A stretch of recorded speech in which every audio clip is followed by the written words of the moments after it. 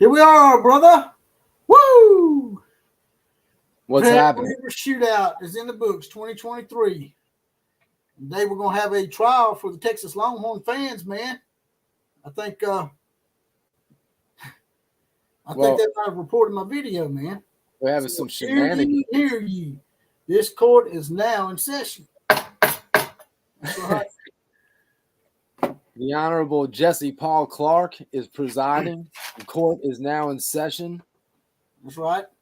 The Texas fans are charged with being a weak fan base that reports petty shit with the possibility of having their man card, woman card, transgender card being revoked, as well as possibly being uninvited to the SEC because they can't handle a little smack talk and a little bit of, criticism. So I really didn't criticize them in the video, man. I know someone went and reported the video. Yeah, I think you the term is candy ass. I think that's what you're looking for. Candy ass. Yeah, just like the Rocks did because they got their feelers hurt. Get over it. You're talking all that shit, and you don't like it when it comes back at you, but that's what happens. Well, I'm serious about it, man. They think they're going to come in the SEC, and they may. The SEC may acquiesce to it and have it as a penalty. No. If the SEC does that, shame on them. NCAA, shame on them. It's a bunch of bullshit. It's spineless, man. If you're going to have a penalty for the horns down, you need to have a penalty for the horns up, because when they do horns up, they're antagonizing the other team. The other team don't want to see horns up, just like they don't want to see horns down. That's right. But they're not going to it's come amazing to me. First of all, here's a hint for you, Longhorn fans. If you wouldn't act like such bitches about it when people do the horns down, it would have gone away. But because you can't get over it and you act like somebody killed your dog, we're gonna keep doing it. I mean, that's how it goes. That was the worst thing they could have done, was let you know that bothered them. Like when someone hits my hot button. When someone hits my hot button, I try my best not to let them know they hit my hot button. Yeah, because I know what's going to happen. They're going to press the shit out of it. So now it's going to be pressed and pressed and pressed. They're going to be right on that lump with the USC Skittle shooters, who, by the way, are in a meltdown. We'll talk about that in a minute. But well, it's really if you think about it, it's you could call it Christmas early, because we have simultaneously Oklahoma surging while USC and the Skittle shitters are falling. That's what's happening. Surge, fall. Surge, fall. And USC is falling. And if you're Caleb Williams, you got to be asking yourself a question right now. Should I have followed the guy with the belly button tattoo to SoCal, or should I just stay my happy ass in Norman, and you would have a defense and you would be en route to a national championship and your second Heisman? And as it stands, you're probably going to lose 2 or 3 games, which is going to take you out of the Heisman race, and you ain't going to win shit. You're going to go to the NFL with nothing, and your boyfriend coach is probably going to follow you, and it's just going to – it's what's going to happen. He's very short-sighted, Caleb, and his father. I think his father had a lot to do with it. All his father could see was the passing yardage that he could get. But what he didn't see is that, when you don't have a modicum of a defense, eventually it's going to catch up to you. Right. Someone's going to eventually outscore you. It's going to happen. What happens. I mean, it happened with Tulane. Utah did it twice to them. So I fully expect them to lose 3 or 4 games this year. Well, they play Notre Dame next week on the road in Notre Dame. Notre Dame just lost to Louisville. They're not going to be happy. So they are about to reach they are now entering the hard part of their schedule. And they struggled in the part they were supposed to sleepwalk through. So, yeah, I'd be surprised if they only lose 2 games. I'll almost consider it somewhat successful. But for USC, they're lucky they don't lose 4 games. I'll be honest with you. I don't see how they get through, because Oregon looks legit. Washington looks legit. They may not be national championship legit, but they're in the hunt, and they're certainly good enough to beat USC's ass if they're going to struggle with the teams that they've struggled with like that so far. Well, going back to the Toe Texas thing and them getting mad, I think they got mad because in my title today in my video I put Texas horns down. So I took a little pun on words there, and I think they got a little aggravated and went and reported my video. And I'm serious. I'm dead serious about the SEC uninviting them. I know they're not going to do that shit, but I'd rather have Kansas than Texas. At least they'll bring a great basketball tradition, and we can expand the portfolio somewhat. And I know a lot of Oklahoma fans would say let Okie Light in or Okie Pokey State, but I'm not a big fan of that. I mean, Oklahoma State is great in sports that aren't big money-making sports, but as far as basketball and football, they're just average. So, I mean, why not go and get Kansas or somebody like that and expand your portfolio in the second biggest money-making sport and tell Texas to take a damn hike? And they can go being independent, because I can tell you they're going to come over here and they're going to cause trouble. I can see it now. They're trying to say now they're not going to cause trouble, but if they're reporting some Common Joe's video like myself, I can imagine what's going to happen when people start getting in their shit over here when they get in the conference. You will find out that they believe that they are a cut above, and so they expect to be treated as such, and it's going to be funny watching them go to the SEC, where I know, because I come from SEC country myself, so I know exactly how Texas is going to be received. They're not going to be received like they're anything special. So, yeah, you're going to see they'll be in the news one way or the other. It'd be different if they'd won multiple national championships in the last 50 years, but they've only won one. They won that one national title, what was it, 2005? And before that, what was it, 1968 or something? Yes. So, I mean, hell, Auburn's got that many, man. And LSU's got 3 this century. Yeah. No, they here's the thing, though. If at any point they ever get their shit together, it's going to be trouble for people, because they have the resources that they have, the recruiting talent that they have at their fingertips, the brand. I mean, they really are, man. I lived in Austin for 13 years. The Longhorn is everywhere. So, if they ever get it together, man, it's going to be trouble for everybody else. Well, earlier today I was talking about, y'all won this game. It's a great game. I'm glad y'all got this week off because it's much needed for both Oklahoma and Texas. But I was looking at both their schedules, and there's no reason that why these two teams won't meet again. And I know a lot of people don't want to hear that. They don't want to play Texas again. But it looks like from Texas's schedule, they got a pretty easy schedule for the rest of the year. They don't have to go on the road to BYU like y'all do.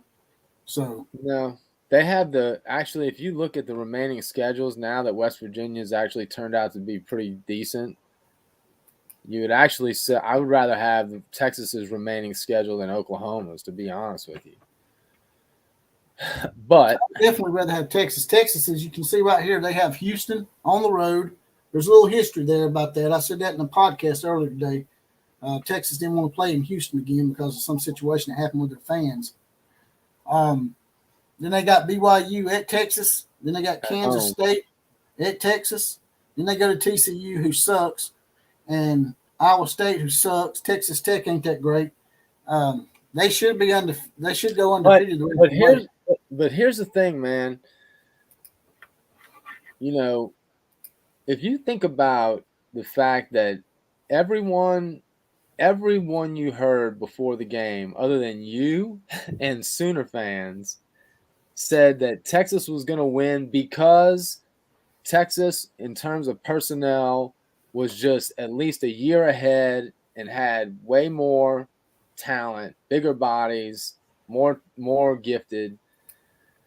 And that might actually be true on paper. And if that is the case, Oklahoma, a team with less, dominated them on both sides of the ball at the line of scrimmage. That's what it was. And so a team like Texas Tech, who I agree is not that great of a team, but on any given Saturday could easily trip Texas up. Easily. You see a lot of people in here with their badges. If y'all want your badge and you want to be deputized, all you got to do is hit that join button and subscribe button. It's not $2.99 a month, 75 cents a week. You'll get your badge. You'll get deputized. You'll be in the Outlaw Posse. You get a random Four Horsemen shout out, as well as possibly be the comment of the day. Also, if you want to get your comment pushed to the top where we can read it out for you, there's a little dollar sign down at the bottom of this video. Hit that. Write your comment out first, and then send it. Because if you don't write the comment out first, it won't highlight it. And you can make a donation to the show, and we'll read your comment out. Because we got so many comments in here right now. We already up to 70 people. I agree with Matt. Damn. I feel like Texas is. I feel like they might lose another game, man. Mad Dog Mike is in the house. That's a new name. I haven't seen Mad Dog Mike. I haven't seen that name a lot, but we are welcoming you to the Outlaw Posse, brother. OU wins out and plays the Shorthorns in the title game. I agree with that. What was you saying Matt Bingham said? He said he thinks that Texas is going to lose another game. I wouldn't be surprised. Now, here's the thing. Even if they lose one more game, that still might be good enough to put them back in the Big 12 championship game, considering the rest of the teams in the Big 12. You know what I'm saying? So right. They might need to lose two games to not show up in that game anyway. And I don't think I think the likelihood is that it'd be far less likely that they'd lose two of those games than just one. There's Oklahoma's remaining schedule right there. Yeah, thankfully we get West Virginia at home, but BYU on the road sucks. Oklahoma State just put up a great game against Kansas State where they literally kicked Kansas State's ass from the start to the finish. So I don't think that they're, but it is on the road. So y'all got a much rougher road to hoe, and I know a lot of people dismissed that Kansas game because Texas beat up on them. But that game's on the road at Kansas, and that game wasn't really a blowout like it seemed. Texas had a couple late touchdowns, and they didn't have their starting quarterback either. I don't want them to look past any of these teams just because they beat Texas. I want them to stay the course. And West Virginia, as you said, they're like 5-1 now. So that's going to be an interesting game too, possibly. West Virginia might be the third best team in the Big 12. Mad Dog Mike has now officially joined the Outlaw Posse. He has his badge. He's been deputized, and we'll have your name up in the next video. We'll get you mounted up and saddled up. You'll now do your possible Four Horsemen shout out on the podcast, as well as possibly be the comment of the day. But Jesse, let me ask you this. What you watched the game? What was your takeaway? Although you didn't get to watch most of that last drive, other than that last play, you did sit down literally as that play was happening. Right? But I felt like that was sort of a good luck charm for y'all. You might have been. But what is your takeaway? What do you think of the Sooners now after watching that game? I haven't watched as many Red River shootouts as you guys have, so I really can't compare.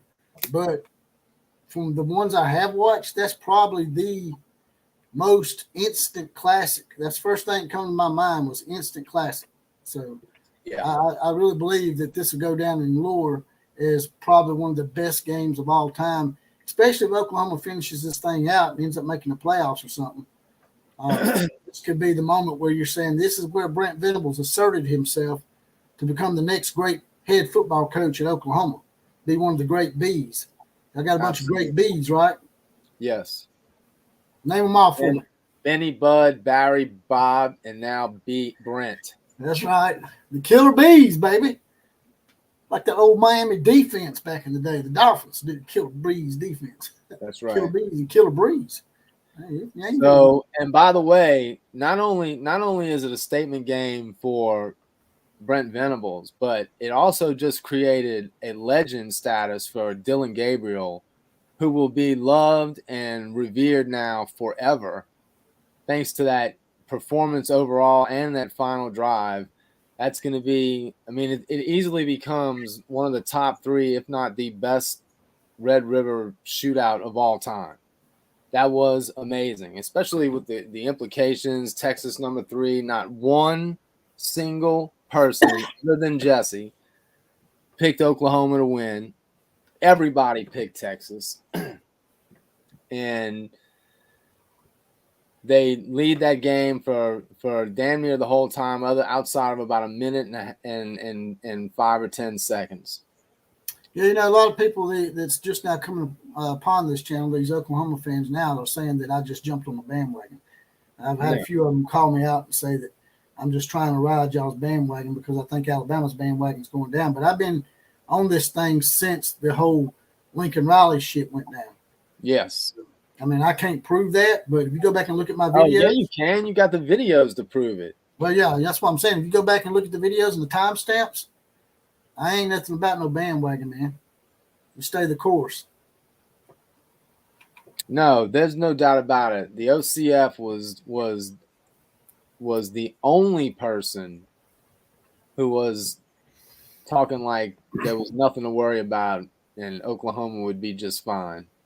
You were really, man. I mean, that's no lie. I don't remember anyone else saying that other than Bob Stoops, which was awesome.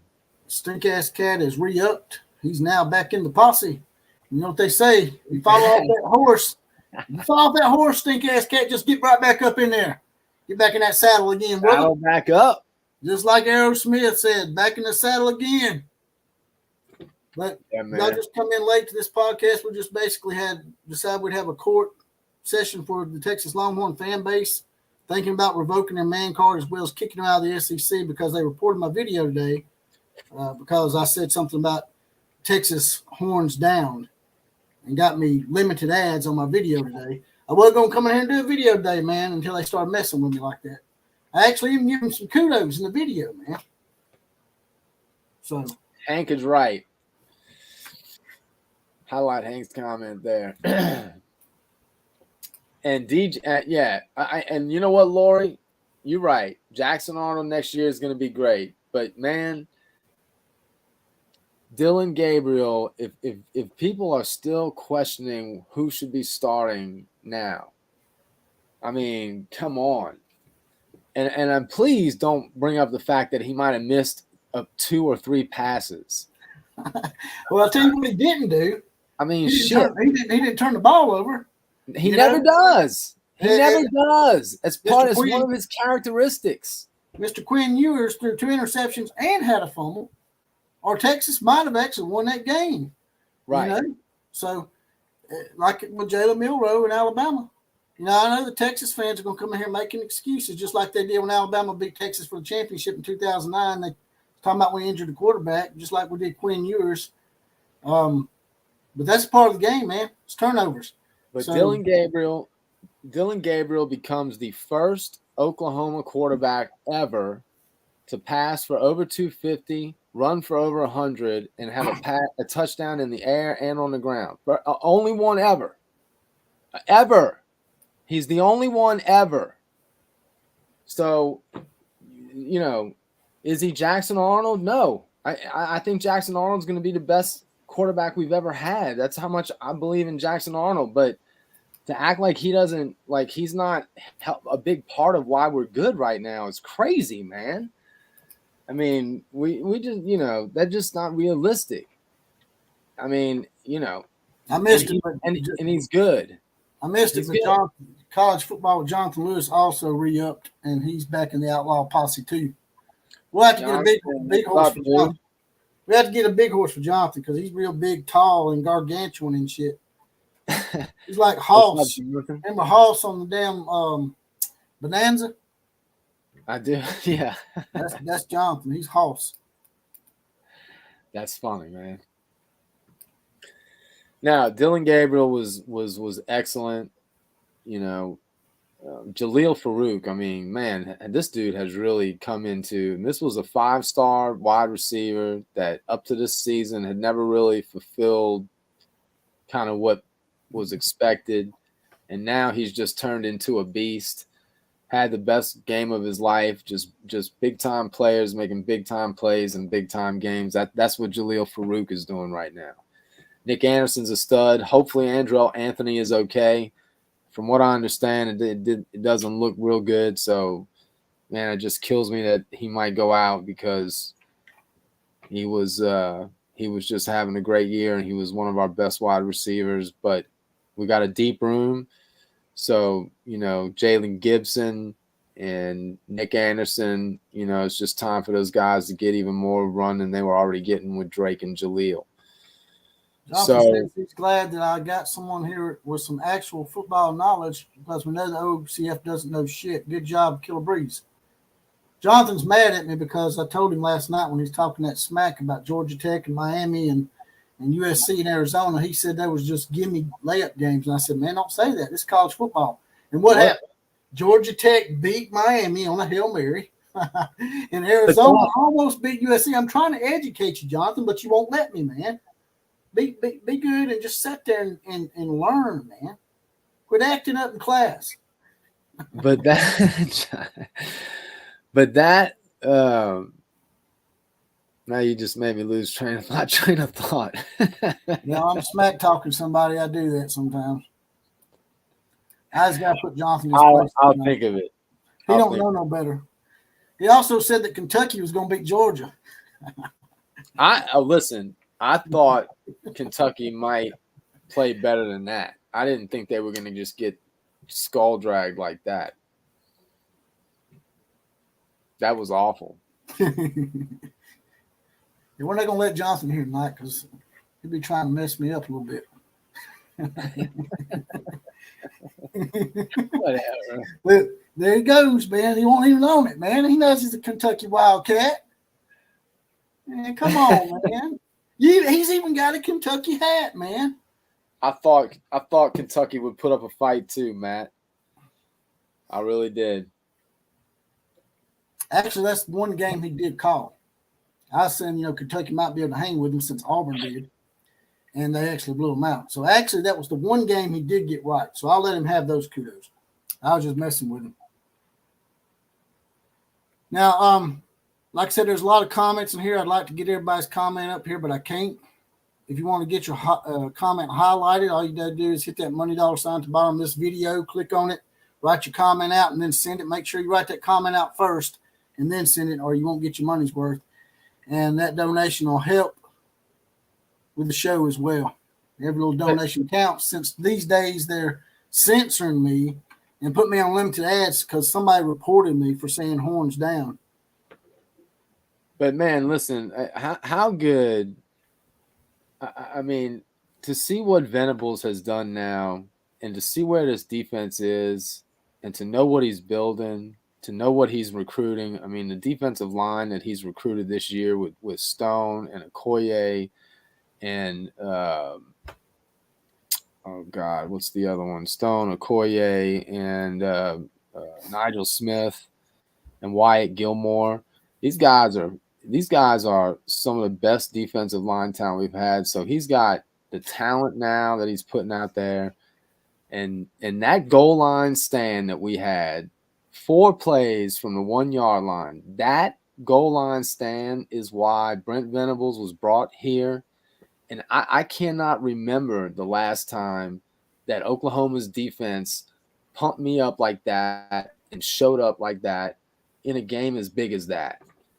Oh, yeah. That is what I remember Oklahoma's defense to be, by the way, when Bob Stoops started off his career there. Those defenses from 2000 to 2004 were amazing defenses. We used to do that kind of stuff all the time.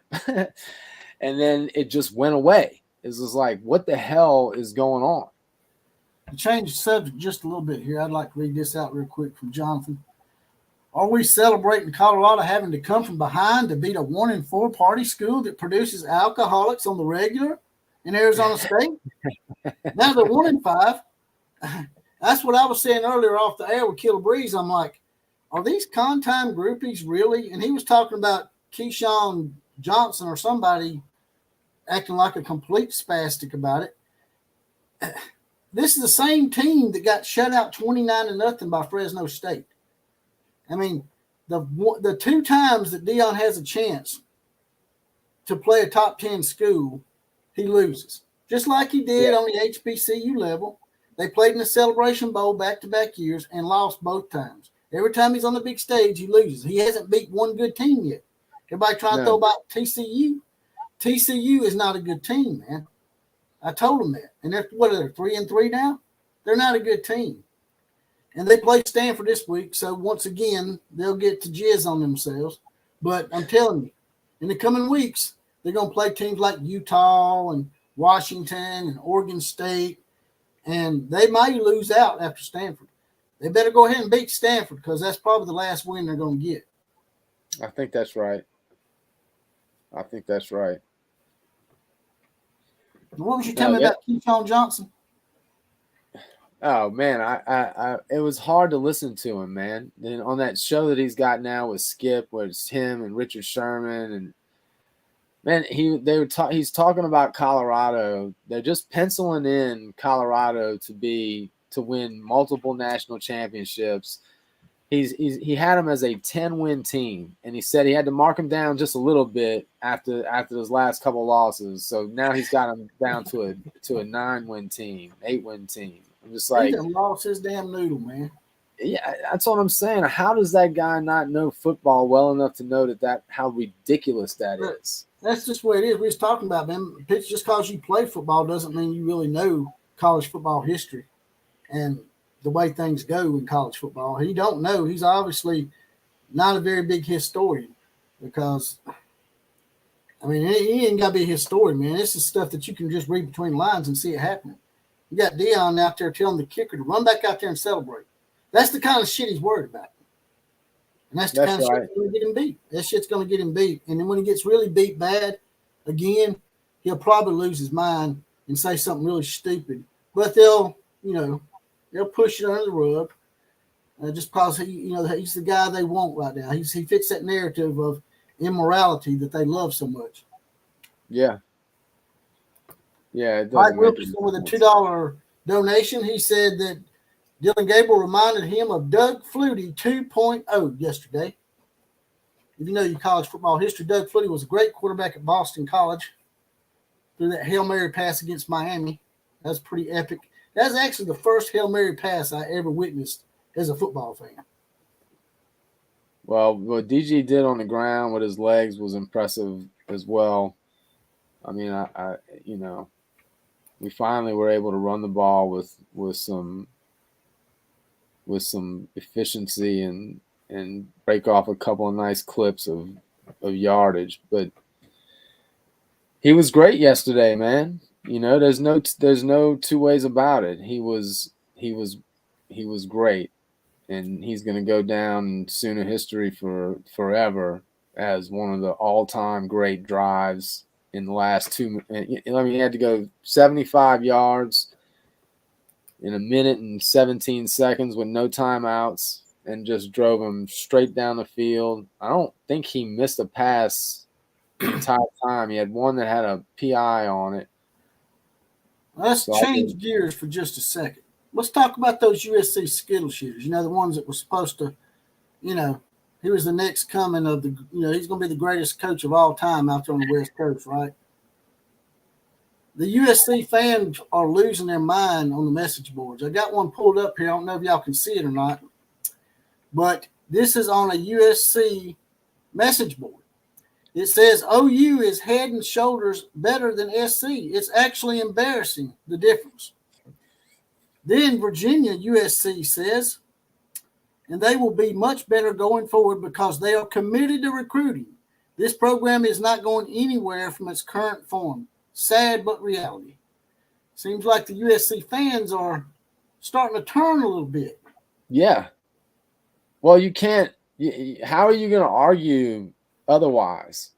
How can you honestly, without coming off like a dumbass, how can you honestly even try to claim that USC is in any way, shape, or form better off than Oklahoma. Outside of stealing our quarterback, which is fine. I don't even, he turned out to be a super weirdo anyway. So go take your Heisman and go be with your boyfriend in the NFL. Married Caleb Williams fingernails. Man, Yes. I love coming up with nicknames for these jackasses. I tell you, man, they make it easy. They make it really, really, really, really, really easy. I listened to Tebow's post-game press conference. You can see he's up there. He knows he's a fraud, and he's just, he's playing a role up there. He's not even. That's one of his big problems is that the dude is not genuine. Here's another comment on the USC board. I know y'all really enjoy the hell out of these, so I'm gonna read another one to you. Just a fun fact: Arizona's running back averaged 6.5 yards per carry last night. And then, I guess it's Tarmac McCarthy says, I would absolutely trade Riley for Venables, and I'm not sure it's even close. I cannot stand watching a porous defense any longer. We've been terrible on that side of the ball since Carroll announced he was leaving for Seattle. And they're going to say, let's get the misery over tonight, folks. We just can't delay it any longer. We are simply not a good team. Somebody sounds like they're losing their noodle, man. Well, I mean, it's a little trouble, man. I'm worried about them. They might start jumping off the damn Golden Gate Bridge out there in San Francisco or something. Well, they got sold a lie, and instead of being humble about it, about the what Lincoln did to us, they wanted to get online and talk shit, as if they had just gotten the best coach of all time, and all of us knew he was a fraud. We all knew it, but they knew better, and somehow thought that they were just going to get so much better caliber of players than we could ever get at Oklahoma, that would be the reason why he would be different. But no, as it turns out, he's a good offensive coordinator at best, and you could make arguments on that even, because if you looked at the game last night, it wasn't just the defense. You listen to USC fans today, they're pissed off at the way he called the game because, as we know, as Sooner fans, he gets cute, and he's dead set on proving he's the smartest guy in the room instead of just not letting his ego step in and just calling it, a good game. He decides he wants to prove people that, how great he is. So, he is 7 years in the game. He's been the same thing every year. At what point is this just not who he is? They kept saying that they were living rent-free in our heads. And I kept telling them, I'm not an Oklahoma fan. I like Oklahoma, but I'm an Alabama fan. And you can just see it, man. It's obvious what's happening here. It happened when he was at Oklahoma. And when he kept Grinch another year, it was obvious that he just thinks, without a shadow of a doubt, that he can win every game 51-50. And it's just not going to happen, man. He's going to lose 3 games every year doing that shit. So Lori's asking, do I think BV can beat OU's record the 4 years that we went without losing? I assume she's talking about the 4 years we went without losing to Texas, and we actually went 5 years in a row without losing Texas from 2000 to 2004. And I think Brent Venables is building possibly the best program we've ever had. I really believe that. I think he learned a ton from Bob Stoops to start off with, but I think his time at Clemson, you can't deny what Clemson did with their run that they had, as the coaching staff that they were when he was the DC there. I think he really learned a lot from Dabo, and I think he's brought all of that I believe that he's building something we've never seen before. I don't know that we're gonna. I think it's gonna be the best. We got 103 people in here. Got up to 108, which is a record for me. Y'all don't mind, jump out of the chat. Don't take about 2 or 3 seconds and hit that like button. It'll push the algorithm out, and a lot of more people can get up in. And we can have a huge party up in here in the celebration that is putting Texas on trial today. But hit that like button. If you hadn't subscribed to the channel, hit the subscribe button, then the bell as well. That way it notifies you when we're up on the air. And if you want your comment highlighted, as I said before, there's a little money dollar sign at the bottom. Click on that. Throw a few dollars in the coffers. Make sure you write your comment out first and then send it so you get your money's worth. And that way me and Killer Breeze can read it out more readily if you want your comment above everybody else's. I want to make a donation to the program. Sorry, I didn't mean to cut you off. My bad. But Lori, I want to make sure I understand what Lori is saying. Are you talking about going 4 years, like the 47 game win streak? Is that what you're talking about? I need to point out something real quick. Point it out. The 2 times that y'all have played each other twice in 1 year, both times the games were split. So that's not a good thing for Oklahoma. Oklahoma, I think, needs to root for Texas to probably lose a couple more games, but I don't think it's going to happen. It's not going to happen. That's the first time for everything, just like this was the first time that Brent Venables beat Texas as a coach. Maybe Oklahoma can be the first one in this storied history to win twice in 1 year against the Texas Longhorns. I think the likelihood of that 47 game winning streak ever being broken is very unlikely. I don't think it's ever going to happen. Ever. I don't either. Maybe in division. But I like where Lori's head is at. She's talking about just dominating. That's what I was trying to tell Oklahoma fans earlier today. It's great to be able to celebrate this. The greatest thing about this is that you have a week off and you're able to celebrate this more thoroughly. Because if you had a game this week, man, I would be concerned.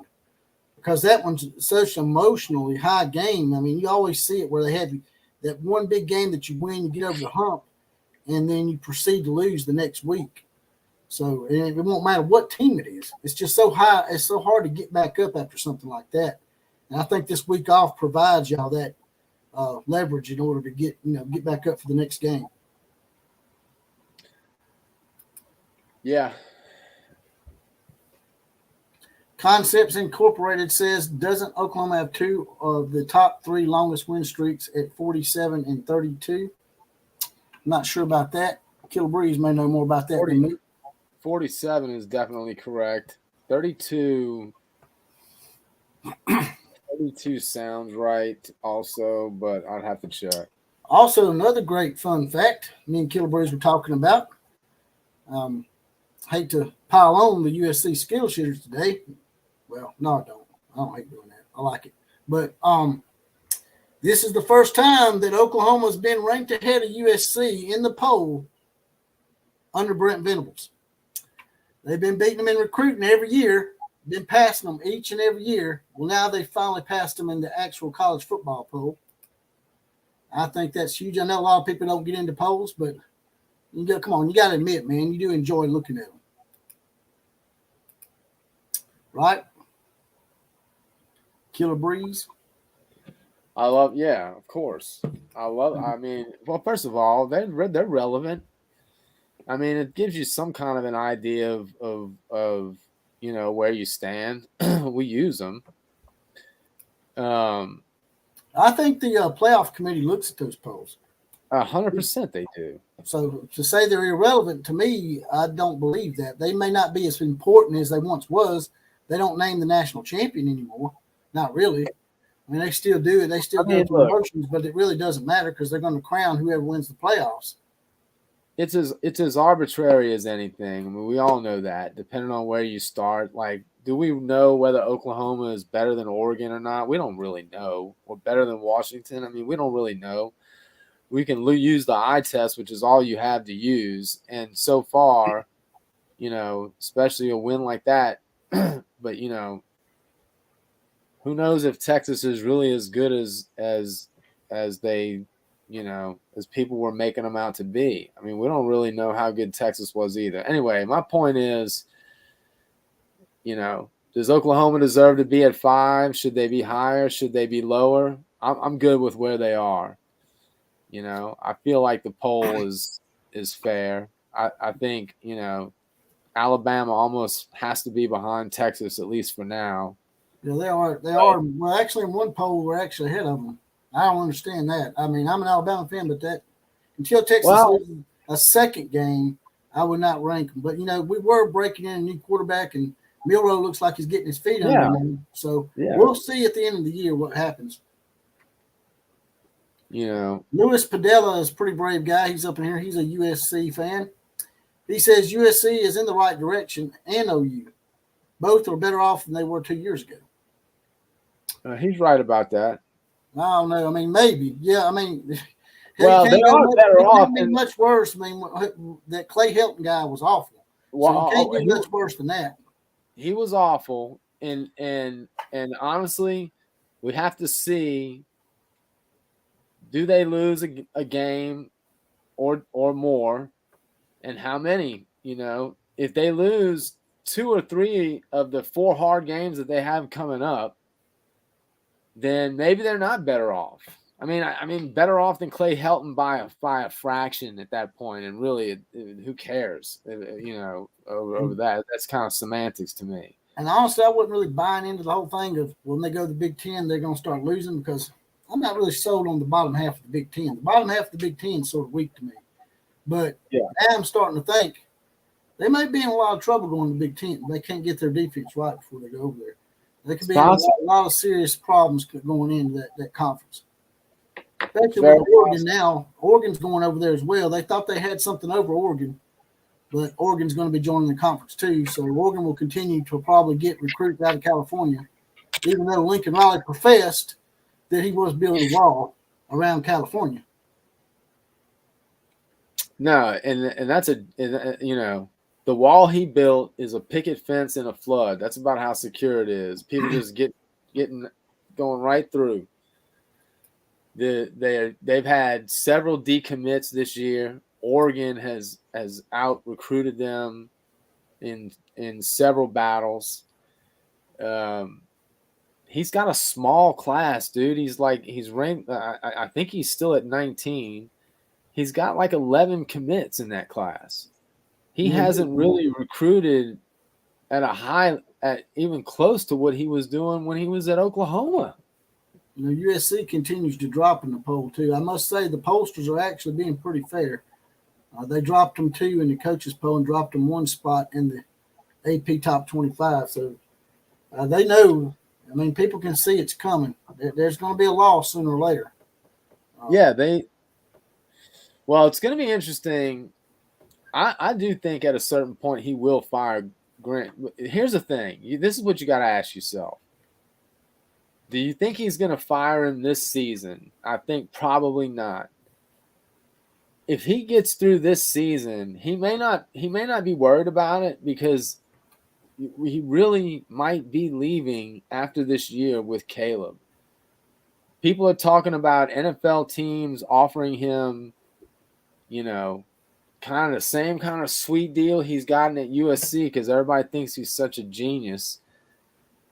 And if you really believe Caleb is as good as anyone, I mean, they were talking about how Caleb is head and shoulders better than the guy in Jacksonville that played at Clemson. What's his name? Trevor Lawrence. Yeah, thank you, Lawrence. Trevor Lawrence. Right. I don't believe so that. If you really think he's that good, why wouldn't you follow Caleb to the NFL if you're ever going to try it? So the reality is he really may not be there next year. we know he doesn't care. I'll be honest with you. If I'm an NFL owner, I would not hire him as a head coach. Hell no. Well, offensive coordinator, maybe. As far as being a head coach, hell no. He doesn't seem to have the people skills to do the job. He really doesn't. He's super private because he's super paranoid. He's very cold. You know, he clearly doesn't care about biting the hands that feed him or doesn't have any kind of loyalty to people.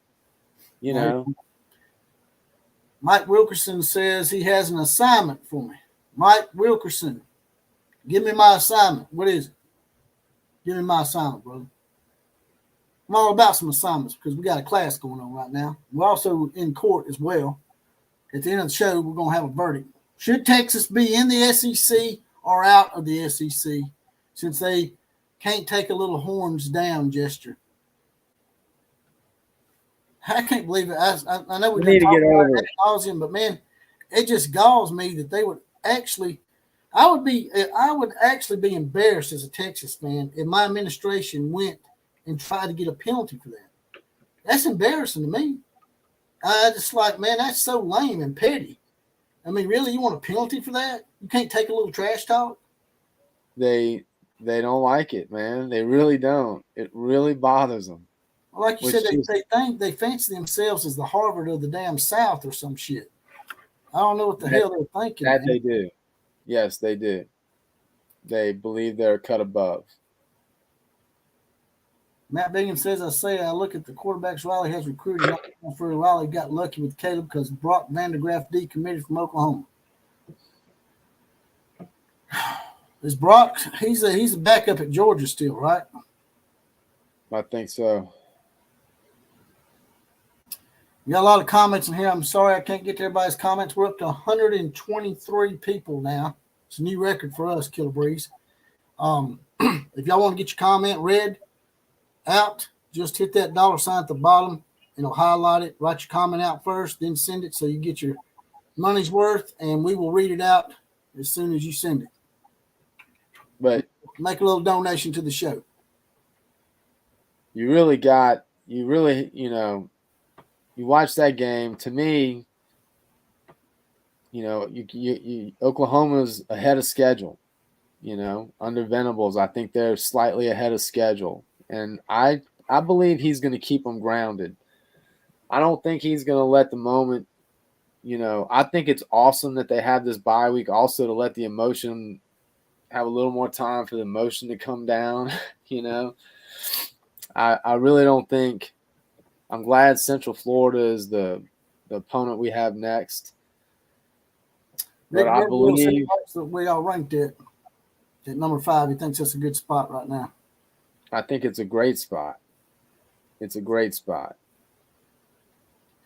By the way, Rick, how's your top 10? How's your mother doing, Rick? How y'all coming? You still got your surgery, right? That you got to have yourself. Louis Padilla's still in here. He's trying to ride that bucking Bronco. He thinks that USC will beat Utah, Oregon, Washington, and UCLA, and will jump over you in the rankings. I thought you just said that you was not happy with Lincoln Riley and Alex Grinch. He said that Lincoln Riley was going to fire Alex Grinch after the Notre Dame game if they lost to Notre Dame. Luis, do you really believe you're going to go through those teams without one loss? Without one. I mean, homie, you just struggled. You were down 17-0 at home. At home. Against Arizona. I mean, please explain to me how you don't think you're going to lose at least one of those games. You have to have some kind of rationale other than you just think so. I could see you saying that y'all might pull 1 or 2 out. And I could see y'all probably beating Utah or UCLA because Utah's not looking as good this year. And he doesn't have Notre Dame in this list either, by the way. Who says they're going to beat Notre Dame? Well, I think he said earlier he thought Notre Dame was going to beat them and that was going to get Alex Grinch fired. But if you fire a coordinator in the middle of the season, that's just going to cause disarray. And you're probably going to lose more games at that point. Who's he gonna bring in? I mean, what's firing Grinch in the middle of the season going to do? There's no big name he's going to bring in.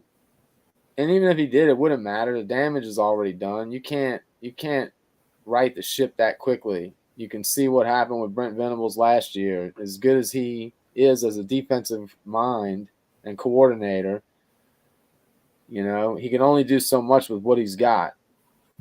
And USC, I mean, man, they just don't – they've gotten worse on defense. Yeah, they have. I didn't get your message, Mike. What'd you do? Send it on Facebook or something? I can't see my Facebook right now.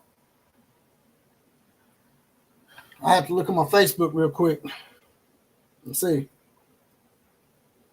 I do not believe horns down is going to be a penalty in the SEC. I don't see the SEC capitulating to Texas like that. I hope not. And that's what really got me riled up about this whole thing is because I feel like they reported my video today because my video got approved for monetization. And then after it went live for about an hour, it got put back on limited ads, which tells me that probably somebody reported it. I'm sure. They don't like the disrespect, the perceived disrespect. I know, right? So ridiculous. Hold on a second.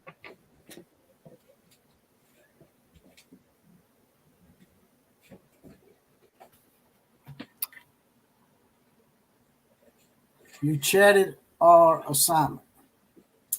Well, I don't know anything about a chatted assignment, Mike. Like I said, I'm sort of new to this StreamYard stuff, so yeah. What's the verdict, man? What's the verdict on Texas, man? You think they're going to be able to handle being in the SEC? Do you think that maybe we just need to go ahead and revoke their SEC card ahead of time, or am I overreacting to them?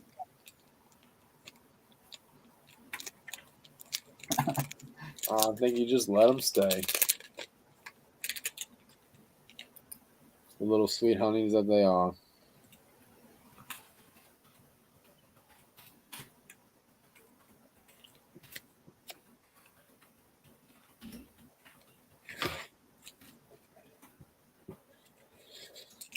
Yeah, I want to hear Colin Cowherd as well.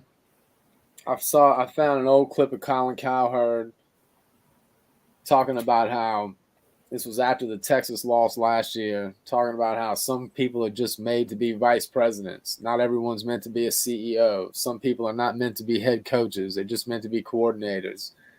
Brent Venables is not the solution. You need to fire him at the end of the season. And I found it funny that it's not that his point wasn't a valid one, but he just had the wrong coach as the example, because it's really Lincoln Riley fits perfect in that.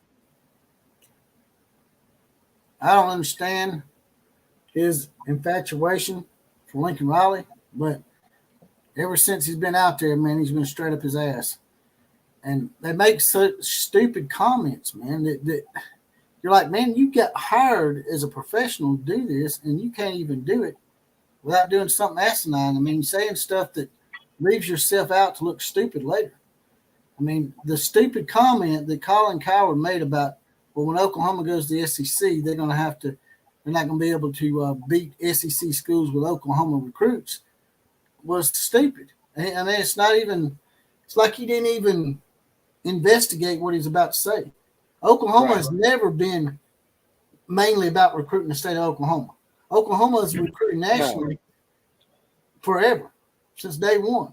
And they have recruited the state of Texas better than Texas. So, I mean, what in the hell is he talking about, man? He just makes himself look so stupid. It's basically the same area.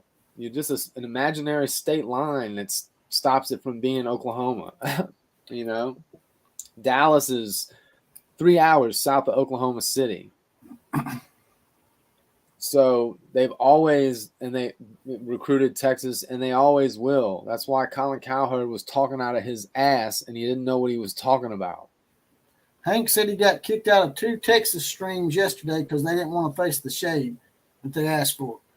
That sounds about par for course. They reported midday. Right. I think they reported midday just for putting Texas horns down in the comments and my title. And I'm still not sure why they put it on limited ads and tried to censor me. What they don't understand though is I get so many donations from a lot of people in here that it really doesn't matter if they give that piddly ass Google ad shit. Well, they got transgender volleyball games in Austin now. Don't think that's just a skittle shitter thing. Well, no shit. Really? Oh, hell yeah. The trashy beach. What's the beach, man? What, did you go down to Galveston or something? No, they go to Barton Springs. Barton They don't Springs. go to Galveston. I go to Barton Springs, which is cool, but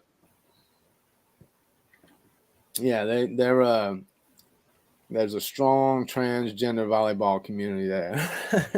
I bet. Strong. I bet, man. That's just get such a bad graphic image from that. It's worse than you think.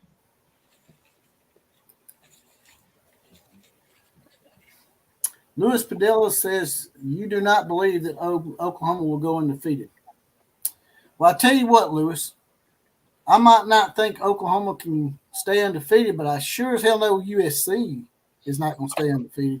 As a matter of fact, I would probably gander to say, and I'm not doing this to troll, like I've told y'all before, I really think USC will probably lose about 3 games this year. Probably this week. Notre Dame's pretty pissed off probably from losing to Louisville.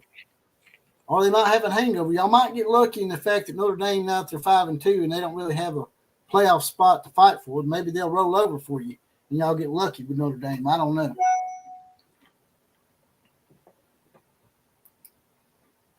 Nakia Webb's in the house. Mama, don't let your babies grow up to be cowboys. I say F that. We need more. It's going to be interesting to see how the Pac-12 turns out, man. I mean, at the end of the day, whether you think USC is going to lose games or not, who do you think is going to win the Pac-12? Who's Gaverstein? Matt Bingham said Gaverstein is now Gayostein. I don't know. I missed it. I don't know who Gaverstein is.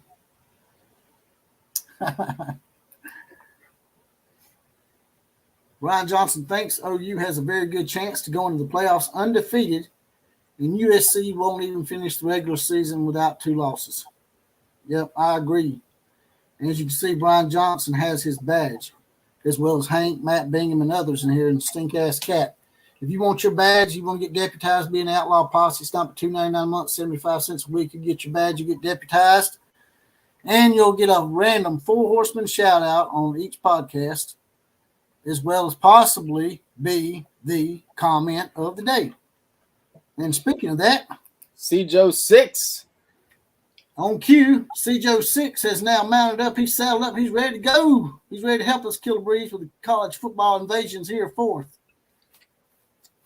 C-Joe 6 has his What's badge happening? deputized. Now he'll possibly get a random 4 horseman shout out, as well as possibly be the comment of the day. By the way, you hit that join button if you have a problem on your Apple phone. I think Apple phones have an issue with YouTube memberships. You may have to go to your laptop or your computer in order to join the Outlaw Posse. I'm going to come up with some more perks, man. You need to help me with some ideas, maybe. I don't know. Maybe I can let people start helping. Zaxi. Who is Zaxi? Oh, let's see what Zaxi has to say. OU hasn't played nobody except the overrated Texas team, and they play nobody the rest of the season. Zaxi, you sound like you're butthurt. Who's your team, Zaxi? I'm guessing by his pick, he is a Skittle shitter. Are you a Skittle shitter, Zaxi? It's okay, bro. I just really think before long, once y'all lose a game, because once USC loses a game, their stadium becomes half empty at that point. Because at that point, their excuse is, well, we got more stuff to do. We got more things to do out here. Zaxi, what you really need to ask yourself is, what does it matter? Because they're now 5th in the poll that you are 10th in if you're a Skittle shitter, and I'm pretty sure you are. So who cares? You think Oklahoma hasn't played anyone? and we don't give a shit. I mean, Texas did beat Alabama, right? Georgia. Okay. Oh, Brother, your ass wouldn't have a profile pic like that if you were from Georgia. I can promise you that. well, I mean, he's not a skittle shitter, but he's a hedge pisser. So, No, he ain't no hedge pisser. or maybe he's a muttball licker. Which one do you prefer? He ain't no Do Georgia fans prefer me to call them muttball lickers or hedge pissers, Zaxy?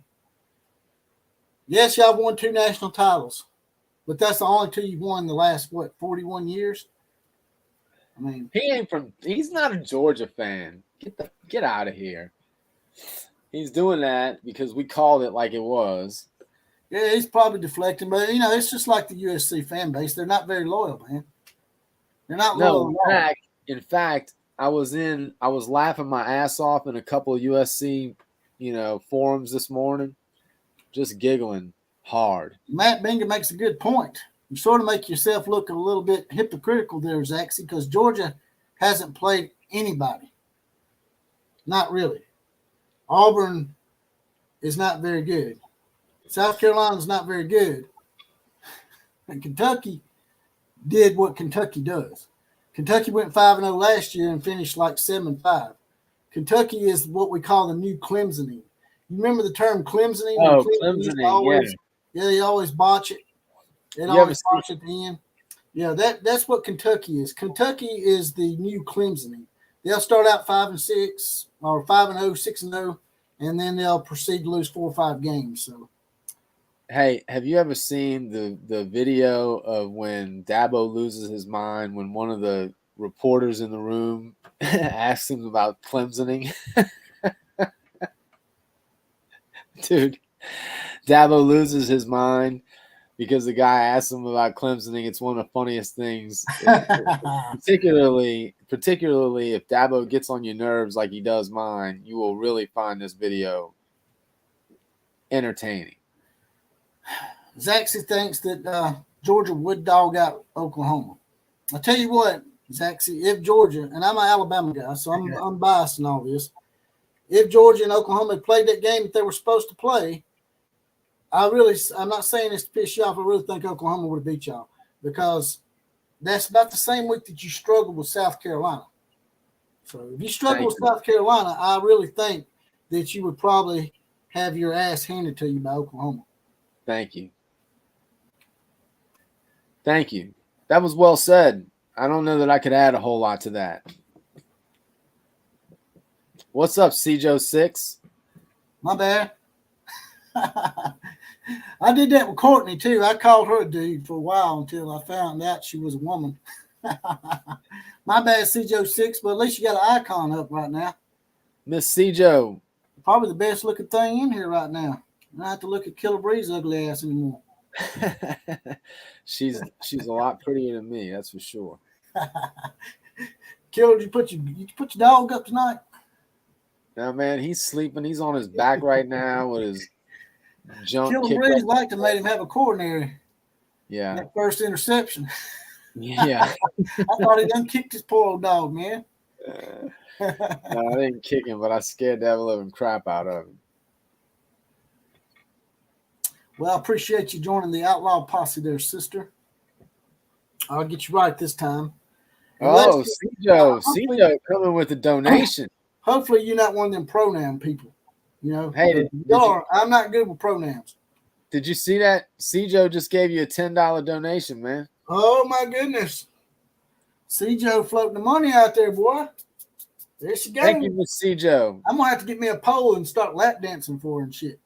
Miss CJ, if you got a comment you want us to read, put it out there. We'll do our best to catch it and highlight it.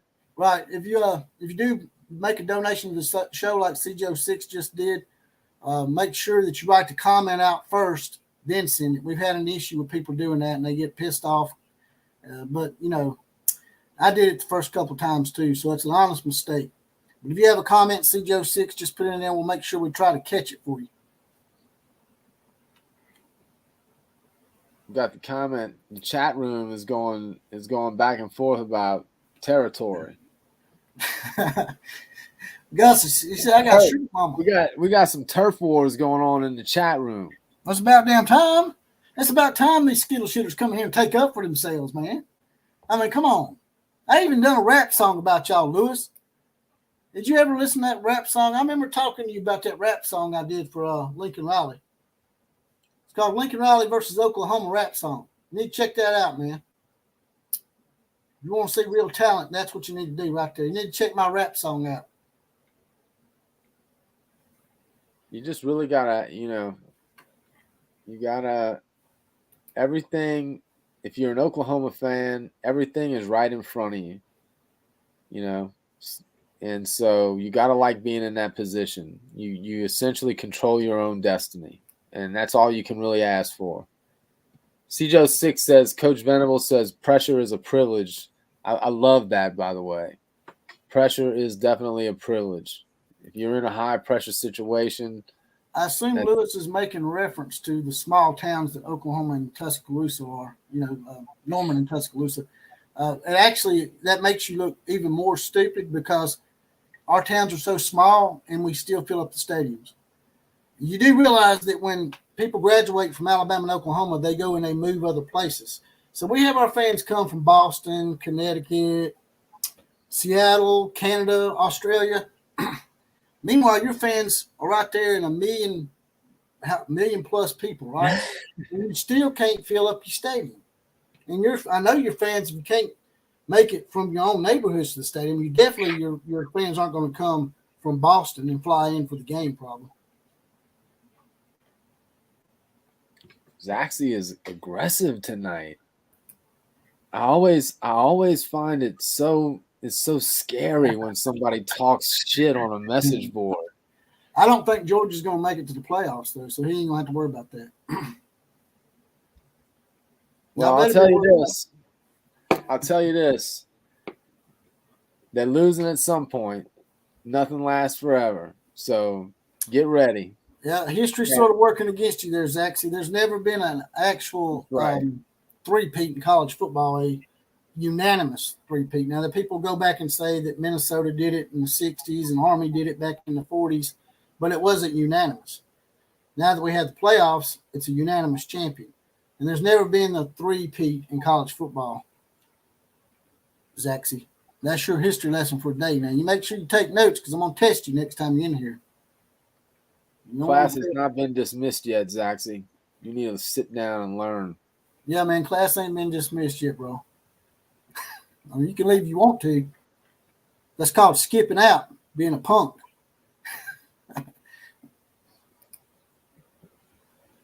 Yes, Brent Venables is the real deal, C-Joe. That's a fact. Zach said that you're praying that they don't make it because they're going to beat y'all's asses, killer. No, here's the thing. This is house money right now because we're not even supposed to – this was not the year we were supposed to really win anything significant. So everything from this point forward, having already beaten Texas is a bonus. They still need to fill up with some more elite high school talent that they're recruiting. Those guys that are now getting older and now with this next class coming in to where we have high 4-star and 5-star athletes all over the defense. And, I mean, just look at how much of a difference it makes just having the two new ones that we have. Look at what Peyton Bowen has done all year long. He's the first guy since like 2004 to have 2 punts in one season. And the season's not even close to over yet. He just has a nose for the ball. He's the one that caused the fumble, put the hit on Quentin Ewers when he fumbled the ball in the Red River shootout. So imagine now when we add David Stone to the mix and Nigel Smith and Okoye, and that is who our team is essentially made of. So really, just if you think we're on the right track now and you think things look good now, well, man, where will we be in like 2 years? Not next year with Jackson, but the year after that. That's when it starts to look like, man, BV could be building, truly the next great football program. I assume C.J.'s talking about Brent Venables, maybe. She said someone was profound and he does walk the walk. Yeah, that's who she's talking about. Peter Harold says basically what you just said, Killer Breeze. We all know Zaxi isn't actually a Georgia fan. He's just a fair-weather bitch who randomly picked a successful team to root for, which is the bitchiest thing you can possibly do. Peter Harold Janak Jr., you sound like a genius, and I totally agree. That's right. Lori's in there trying to educate him. We'll call but listen, but you know what? I still have appreciation for Zaxi because he's in here. He's in the room. He's giving us somebody to center our collective rage at. Yeah, why don't you bring us some more in here? Hey, if you're a Georgia fan, you should know other Georgia fans, right? Because I know other Alabama fans. So why don't you bring us some hedge pissers up in here so we can kick them around, like a good mutt. I like to kick them mutts around, them mutt ball lickers. Bring them all in. I want Daniel Bitzer back. God dang it. Can we please figure out how to put him back in here? I would. Well, we got to try, Outlaw. We bring Bitzer back. Bring Bitzer back. Yeah, bring him back for a couple of shows and then kick him out again. I think it's great.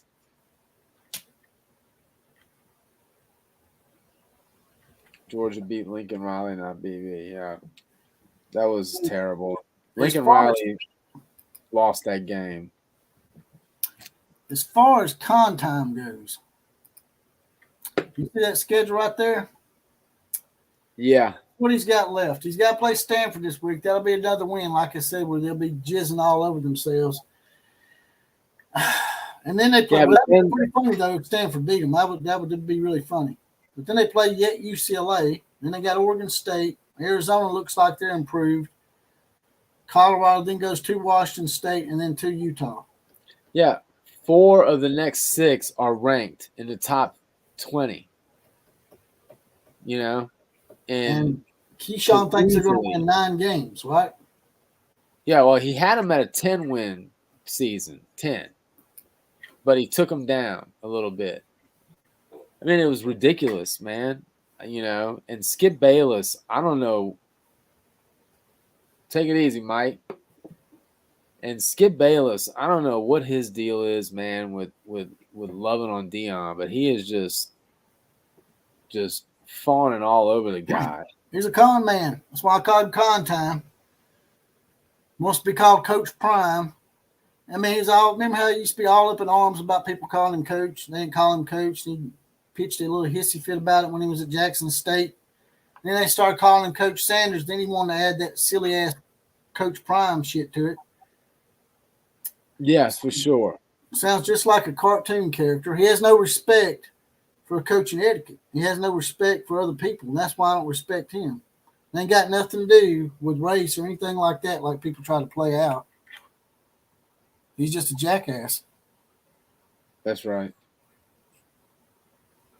I hadn't had no respect for him since we done at that baseball game. And Cjo, I would agree with you. It's hard to deny the Sooner magic. Because we certainly got a little bit of that yesterday. It's fun. It's fun when that happens. That was pretty epic. That's probably going to be one of them ESPN classic games for sure. Definitely. Will be on their list. Next couple of years, you'll see that on the classics. Yeah. Hey, by the way, when are you getting your store up? Well, I'm going to try to get a store up. I was going to try to get up this week, but I haven't been able to. Just trying to decide what store I want to use, basically. We was thinking about Shopify, then we decided Printful. And Jonathan was going to set it up for me, but he hadn't got around to it. So I might just get my son to do it. My son's got more free time than Jonathan. So that's another thing. You got any ideas for merchandise or anything, y'all drop it in the comment section or send it to me on Facebook. I'm on Facebook, by the way, under Jesse Paul Clark. If y'all want to hit me on Facebook Messenger over there. I'm also on Twitter at OCF Productions. Yeah, and by the way, I agree with Roderick. Lincoln's got the culture around defense from Lincoln is horrible, and that's a bigger problem than Grinch. And also, Preston is correct. This is what I was talking about a minute ago. It's just going to keep building on itself. You know, the recruiting should just get better and better. Man, if he can finish this year out and win the Big 12, win the last Big 12 title, that is going to be huge for Oklahoma recruiting. The story they will be able to tell in the living rooms of these guys is going to be amazing if they can finish this year out and win the Big 12. Louis Padilla says OU ceiling isn't higher than USC. Y'all know it. I'm assuming you're trying to say higher, like HIGHER. OU ceiling is much higher than USC's to me because they're able to recruit across the board. They've out-recruited USC the last 3 years. So why wouldn't their ceiling be higher? I can debate with you. I'm not trying to troll you. I'm not trying to smack talk you. I'm actually trying to debate with you here. I just don't see the ceiling being higher for USC because they can't recruit defensive players, and they base everything on the transfer portal, which is a big boogaboo for Killer Breeze. Tell him, Killer. Building What's that? Building stuff on the transfer portal is a recipe for it's ridiculous. Future disaster. It's a first of all, you cannot build a team, a dominant program off of mainly the transfer portal. That's not how you do it. You have to build it. The foundation needs to be elite high school talent. You get these guys in from the transfer portal. Most of those guys are in there for a reason. It's not like the best players are jumping in the transfer portal in and out. What are you laughing at? He wants us to kick the transgender out. Playing transgender volleyball and sandboard on a trashy beach, shitting in the streets, homeless by choice. That's USC. And probably Georgia, too. Georgia's got some pretty shitty beaches, too, by the way. Now, Savannah's a historical town, from what I understand. I've never been to Savannah, Georgia.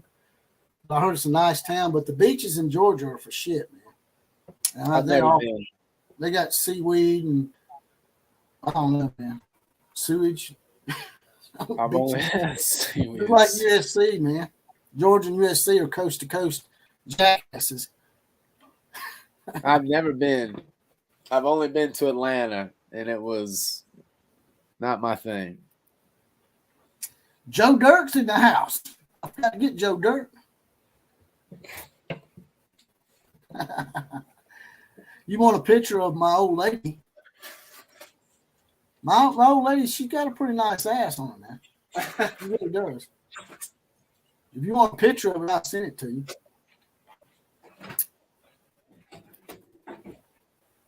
Just hit me up on Facebook, man. I'll send you some dirty pictures. That's what you want, man. I'm not gonna see any of me though. I'm not. I don't swing that way, Joe.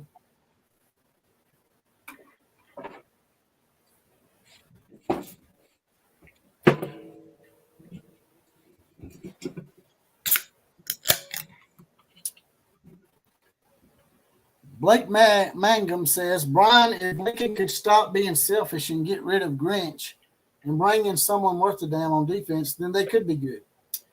But I'm sort of the thinking like Killer Breeze was talking about off air. I'm not sure this is a Grinch issue. Tell him, Killer. No, I think it's a Lincoln Riley. The culture that he has around defense is the problem. No hitting in practice, no special teams coach.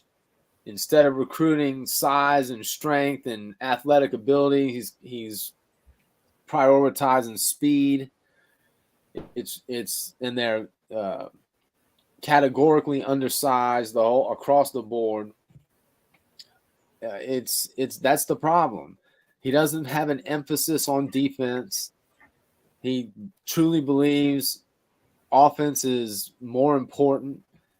You know, that's the problem. I don't believe, if you could take a great defensive coordinator and bring him in, and the likelihood to me is they wouldn't do much better than Grinch, if better at all. He's had 3 different coordinators. The product has been the same every time.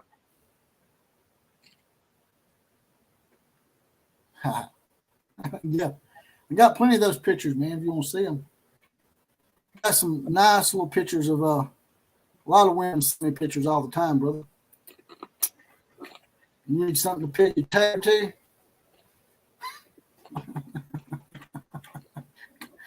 Dude, I'm way behind. Joe Dirk's wanting me to send him dirty pictures. He thinks they're of my wife, but I told him, I was like, man, I get pictures of all sorts of women on here. I'm not going to sit here and tell you a lie. Myself, but that's just not the kind of person I am. I'm a very blunt guy. Women do send me pictures on here. Yes, Lori, I heard the killer. I heard that Tebow and was messing around with her. Yeah, that supposedly is the rumor. What's that? There's a rumor you that need to pull the bar down. I guess you probably clicked on something, maybe. Who, me? Probably way behind on the comments, right? Yeah. I have to pull the bar down sometimes because I accidentally click on one and it'll stop it from moving. Yeah, that's what it is. But yeah, I think it was true. Actually, most people seem to believe that was true.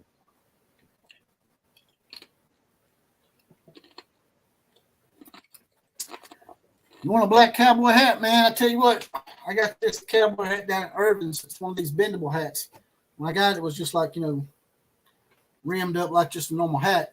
But I bend it like this myself. I've had 2 or 3 of these hats, and I always bend them myself. I like the whole Tim McGraw look. I've always really liked Tim McGraw's hats. So I can go buy you one and send you one if you want me to, bro. I go down to Irvin's. I think they got them on sale right now for $40 or $50. I can send you one, and I can bend it for you too if you want it to have that Tim McGraw look. I know that's off the subject. I better not get off the subject. Last time I got off the subject, talking about Three's Company, someone tried to noose me up from a tree in here. I can't help it, man. Sometimes you just think about stuff. Does that really bother y'all? Guys, some people it does. I can't imagine that really. I'm sorry. Well, I can't imagine that really. Sometimes you're talking about a subject and it reminds you of something else other than sports, and you just happen to have a conversation. And it's not that I'm trying to not talk about sports. Just like Wonder Woman. Sometimes you say something about Wonder Woman, and I just get talking about her, and I'm like, damn. Y'all used to watch the old Wonder Woman with Linda Carter? Oh my God! Was it just me, or was you not wishing that someone would do something bad so she'd twirl around and her clothes would fly off? I was really, man, y'all need to rob a bank or something, man. Y'all rob a damn bank so she'll twirl around and her clothes come off. Dude, that's hilarious. Yeah, absolutely. Colorado was averaging 50 yards a game and then played USC and had 200 yards rushing. Yeah, that sounds about right, man. It's true. It's true. That was the best of both worlds for me. USC's defense shit the bed again, and then Contime lost a big game that mattered again, because that's what Contime does. He's too busy worried about his son's golden necklace being kinked up over there to more about watching the game. Oh, Sakazulu Sanders. We ain't called him by name today, so let's get that out there. Oh, Sakazulu Sanders. That guy. But it was a great win for y'all, man. Great win. I honestly, a lot of people probably didn't expect it this soon. Did you actually expect it this soon that he would have Oklahoma turned around this quickly? I mean, of course, the season's not over yet. I understand that, but right now things look pretty promising. I mean, man, you hoped, it did seem like he had much better personnel, so you hoped that they would be good like this, but considering how far behind they were last year, I think if we would have won every game but lost to Texas, you'd have had to look at that as still good. Yeah, because you were discussing that after they scored the field goal. You seemed a little bit resigned to the fact that if they lost, that you still felt like that y'all were making progress towards the right goal. Yeah, I mean, I don't know how you could have argued that. So, but man, to see him now, and this is just going to breed more confidence. These guys now, because you know how that works. Now they're going to start believing in themselves even more than they were. If Texas were to beat Oklahoma in a rematch, both teams have one loss. Do they both get in the playoff? No. No. No. Because I mean, the SEC's done. I think it might knock both of them out. Honestly, I think if Texas comes back and beats Oklahoma, they will probably have positioned themselves at 5th or 6th at that point. It's going to depend, dude. It's going to depend on how many more one-loss teams there are out there. That's what it's going to depend on. And the reality is, Texas is only going to have the one win against Oklahoma, who they also lost to. They're not going to have – well, I'm sorry. They got the Bama win. I totally forgot about that. I don't know, man. I mean, I get – the problem is the Big 12 is so weak that they just don't have much of anything else, And with the Pac-12 being really good, what happens if Washington comes out undefeated and Oregon has one loss? Well, who's to say the Pac-12 doesn't get 2 teams this year? I mean – Maybe. So what's the final verdict, man? Does this loss to Oklahoma mean that Texas is not back? Or does it mean that just Oklahoma and Texas are both back? I think it means both of them are back. That's what I think. I mean, listen, it's been a long time since that game was that big and the implications were that big. That's how it used to be. The national championship used to run through that game. I mean, it did for several years. So, when it feels like that, that's a good thing. Because also, when you get those wins, when both teams are good like that, they help you, big time in the course of a season because the wins mean that much. So, I think they're both back. I got to be honest with you, I'm a little disappointed that because if Texas was back like they were supposed to be back, seems like I don't know, man. They just didn't even play. They just didn't impress me like they should have. Right. You watched the game. What did you think?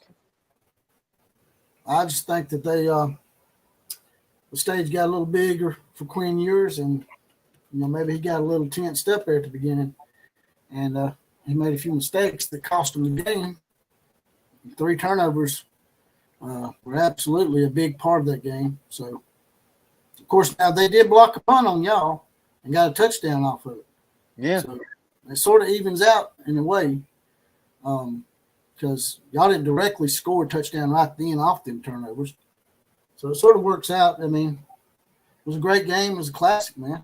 But, keep in mind, too, that Oklahoma lost, first of all, they only gave up 23 points to that offense. 7 of those points, like you just brought up, came on that special teams play. So they really only gave up 23 points to the offense. Then keep in mind, they blew some opportunities, too. DG missed that pass. Tyree didn't pick up that pass down in his knees. He would have just walked right into the end zone. So Oklahoma should have had more points than they had, too. That goes both ways. So at the end of the day, that is a great win, and but they're gonna have to play them again, and it's really hard to beat any team twice, especially when they have the talent that Texas has, because those guys, those receivers are real. Those Worthy is legit, and so is that Whittington guy. And Sanders. at tight end. So if we meet up with them again, which I don't see how we're not going to, that's going to be a tough game. It really is. That's going to be a real hard game to win. And so I think Sooner Nation needs to prepare themselves to be ready to be happy of the fact that, hey, at least we got a Red River shootout win that nobody thought we were going to get. That's a huge improvement. That will be enough improvement to where recruits will see that what's going on is real and they can be a part of something special. And as long as BV, I've been saying this from the get-go, when I saw how well BV and his staff were recruiting, that's all I cared about, because I know he knows what he's talking about, and I know he knows how to build championship programs. And as long as he could bring the talent in, then I was never really concerned. And with this win over Texas, they went out the rest of the way and just happen to lose the Big 12 championship game. That will be plenty enough to go win a lot of recruiting battles, because those kids are going to realize BV is building something special in Norman as well. Mike Spence says y'all are 50th in total defense, and y'all are moving up. I think he's sort of being sarcastic, saying your defense really ain't that great. And y'all did give up 500 yards of offense, so, I mean, honestly, it wasn't really that spectacular of a defensive performance other than the goal line stand. They did give up a lot of yards. We have the 5th scoring defense in the country, and I want to say the 11th defense overall, but I could be wrong about that.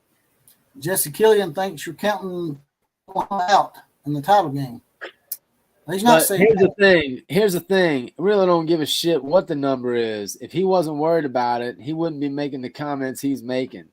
If all these guys weren't worried about the defense that Oklahoma clearly has on the field that's improving, and we don't even have the kind of recruiting talent that we're about to get, you wouldn't be making comments in here, Hoss.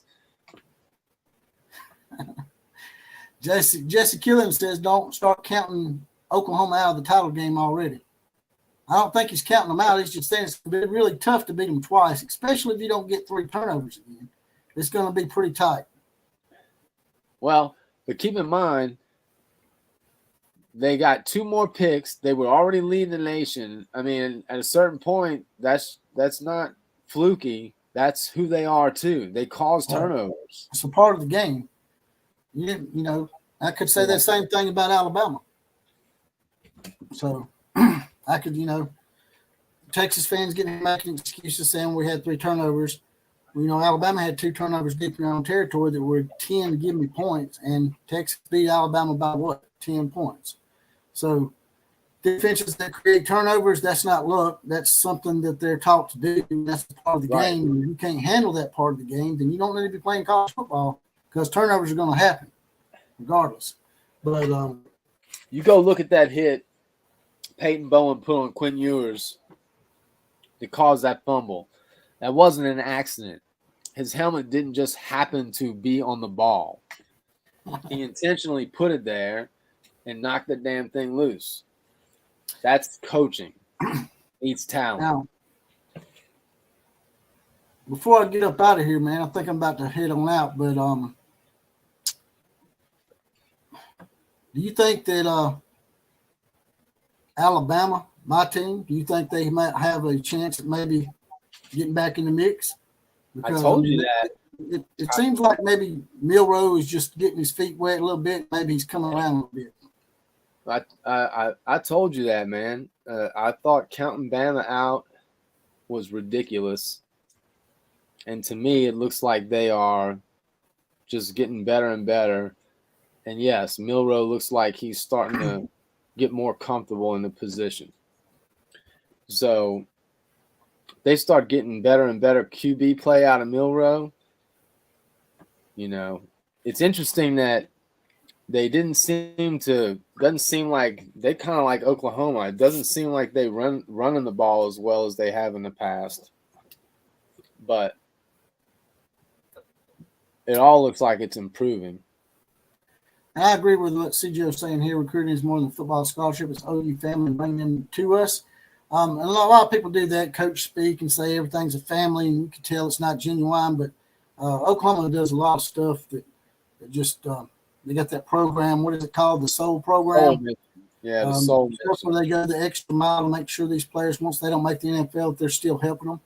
So I think it's genuine, and people can see that. A lot of the players have already said that. They use that word genuine every single time when they ask them, why did you choose Oklahoma over X, Y, and Z?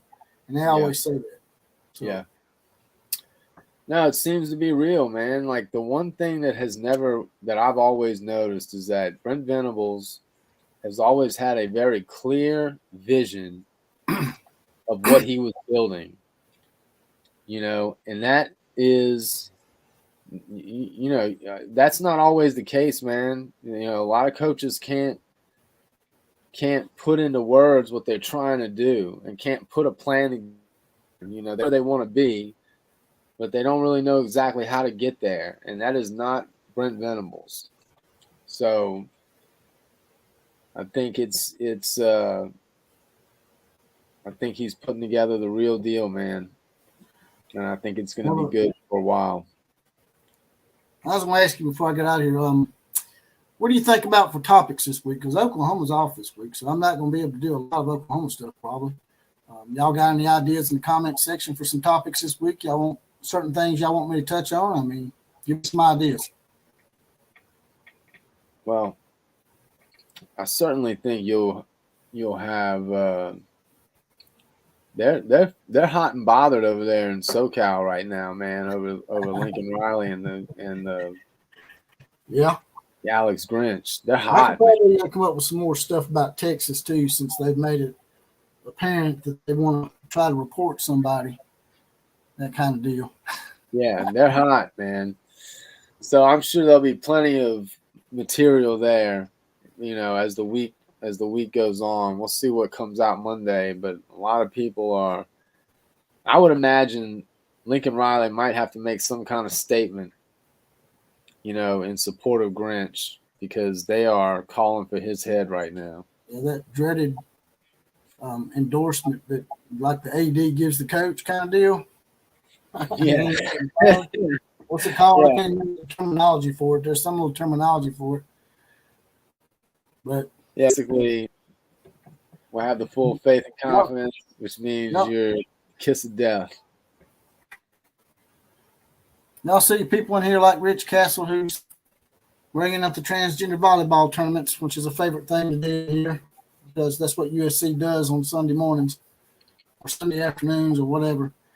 Y'all want a badge like Rich Castle and some of the other guys in here, if you want that badge, it's a Outlaw Posse badge. You can get deputized, get your badge, be an Outlaw Posse, be random Four Horsemen shout out on the podcast, as well as possibly be the comment of the day.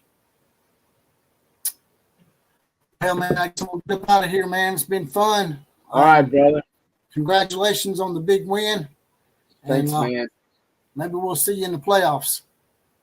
Well, we're just 1 week at a time. Let's see how we get. Let's see how we get through the second half of our season. All right, appreciate you being on. All right, man. Take it easy. All right, take care. Later. And that was Killer Breeze, big time Oklahoma guy. I think he might be a booster or something. We always have fun with Killer Breeze when he's up in here in Oklahoma people as well. And before I get out of here, if you don't mind, you can hit that like button. Push this video out. Once we get off the air here, it'll go back as a podcast. It'll upload as a podcast. You can donate to the channel on there as well. There's a little heart option with a $sign in the middle after we upload this podcast. Also, if you want to highlight a comment before I get off here, if there's something you want me to read out and answer a question before I get off of here, just highlight the comment and it's a little $sign at the bottom. Hit that. Highlight your comment. Make sure you write your comment first, then send it. And I'll read it out for you real quick. But if y'all ain't got nothing else for me, I guess I'm going to get up out of here. What y'all got? Anything else? Enough is in the house. Peace out. Richard Young says, Riley going to Chip and Deal show? Probably so. You think when Riley gets fired, it's going to go to the NFL, or gets fired, does he become a Chip and Dale? Well, I don't know, man. He might be working for the Blue Oyster Club out there. You know, the Blue Oyster Club from Police Academy. That's probably where he's going to be working. Tim Gillespie just got here. Well, damn, Tim, I hate that. We're fixing to close her down. Rich Castle with a big $5 donation. Appreciate the hell out of that, Rich. Once again, Rich has been a big supporter of the program as well. Matt Bingham says, I do remember that. Great call out. You set me up for it, though, brother. You like John Stockton to Karl Malone on that, man. You threw it up there for me, and I just slammed that shit home, brother. If you set it out there for me, I'm going to slam it home every time, man. I'm a professional smack talker. You know that? Tebow will be a transgender volleyball coach, says Rick Birdwell. Yeah, most definitely, more than likely. Or he could be the next punting coordinator for those Nagasaki egg rolls of Japanese American Football League. By the way, Matt Bingham has got one of them nice little black cowboy hats on as well. Nothing like a black cowboy hat. Rick Birdwell wants me to send him one. So I'm going to see what I can do about getting Rick a OCF bent cowboy hat. Well, I'm out of here, boys and girls. Until next time. And once again, like, share, comment, and subscribe to the channel. KMCA to all the other teams, except Alabama and Oklahoma. Class is now officially dismissed.